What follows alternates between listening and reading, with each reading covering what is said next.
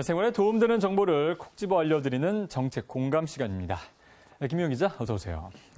김 기자, 오늘 어떤 소식 준비했습니까? 네, 안정적인 노후 생활을 위해서 그동안 가입했던 연금 상품 여러 개 가지고 계실 텐데요. 이 상품 정보를 한 번에 확인할 수 있다면 참 편할 겁니다. 네, 오늘은 가입한 연금 정보를 비롯해서 달라지는 금융 서비스를 몇 가지 소개를 해드릴까 합니다. 네, 금융 서비스 어떻게 달라지는지 궁금한데 먼저 가입한 연금 상품 정보 어떻게 확인할 수 있는지에 대해서부터 알려주시죠. 네, 인터넷 검색창에 통합연금 포털을 검색을 하시면 되는데요. 회원 가입 후에 공인인증서로 로그인을 하면 국내 83개 금융사에 가입한 연금 상품명과 연금 개실, 또 적립금과 평가액 등을 한 번에 확인할 수 있습니다.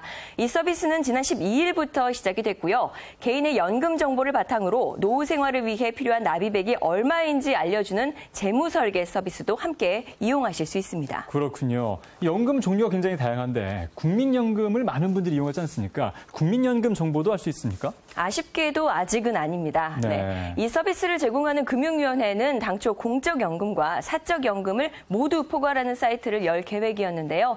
대표적인 공적연금이죠. 국민연금공단의 참여는 아직 끌어내지 못한 상태입니다. 때문에 국민연금 정보는 링크된 주소를 클릭해서 들어가야 합니다. 네, 금융위는 올해 안으로 이 국민연금과 공무원연금 정보도 이제 사이트에서 한 번에 확인할 수 있도록 하겠다고 밝혔습니다. 네, 이 밖에 새마을금고, 수협, 신협, 우정사업본부 개인연금은 이번 달과 다음 달 중에 사이트에 게시될 예정이고요. 과학기술인공제회 퇴직연금도 있습니다. 오는 10월에 포함될 예정입니다. 네, 잘 알겠습니다.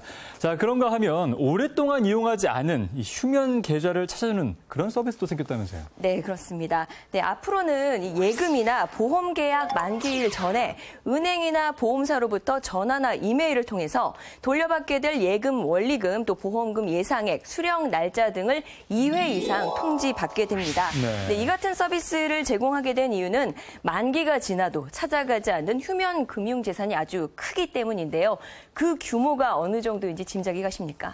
한 1조 이상은 될 것 같은데 정확한 수치는 잘 모르겠습니다. 네, 지난해 말 기준으로 이 재산이 1조 6,342억 원에 달합니다. 네, 때문에 정부는 이 예금 보험 계약 만기 전 통지 서비스를 의무화해서 그 재산을 찾아가도록 했습니다. 네, 뿐만 아니라 은행 계좌를 조회할 땐 정상 계좌와 또 휴면 계좌가 동시에 조회될 수 있도록 이 시스템을 개선하도록 할 방침입니다. 네, 그렇군요.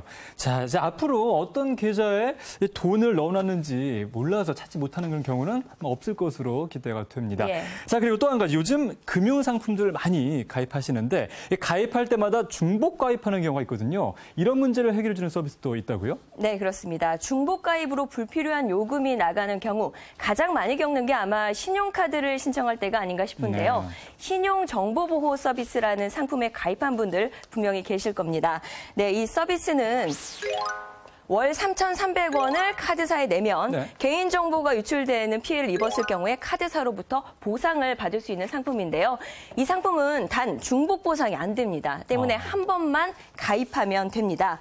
그런데 문제는요, 이 카드사들이 일단 팔고 보자는 식으로 중복 보상을 받지 못한다는 점을 고객에게 알리지 않고 영업을 한 데 있습니다.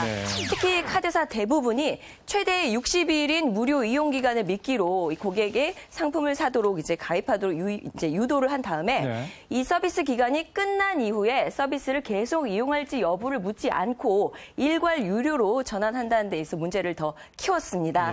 네. 이번에 이 문제 해결을 위해서 금융감독원이 발벗고 나섰습니다. 그렇군요. 그러니까 일반적으로 카드를 사용하시는 분들 한 2개, 한 3개 정도는 가지고 다니실 텐데 카드사가 다르지 않습니까? 그렇다면 카드를 가입할 때마다 월 3,300원을 계속해서 내야 되는 건데 그동안 알려주지 않았다는 것은 좀 문제가 있다고 생각됩니다. 네, 그렇습니다. 그래서 이번에 금융감독원은 이 카드사가 신용정보보호 서비스 중복 가입자 이용료 전액을 이 고객들에게 모두 환급해 주도록 지시를 했습니다. 네, 이번 서비스 중복 가입자는 4만 6천여 명이고요. 환급될 금액은 약 4억 원에 달합니다.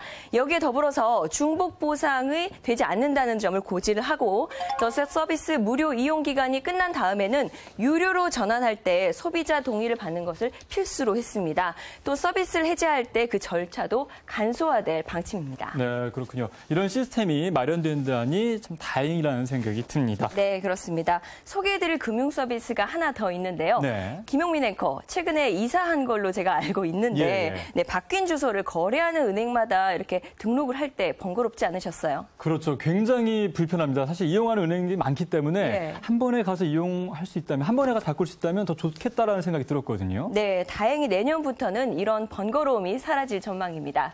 네, 거래하는 금융기관 한 곳에만 바뀐 주소를 알려주면 모든 거래하는 금융기관에 등록된 주소가 자동으로 바뀝니다. 가까운 은행에 직접 가시거나 은행 홈페이지를 통해서 주소 변경 신청을 하시면 되는데요. 신청 후에 주소 정보가 바뀌는 데는 3일에서 5일 정도가 걸린다고 합니다. 이사나 이직을 한 후에 새로 주소를 바꾸지 않았다가 안내문을 제대로 받지 못해서 연체 이자를 내거나 또 보험 계약이 실효되는 피해가 종종 발생하기도 하는데요.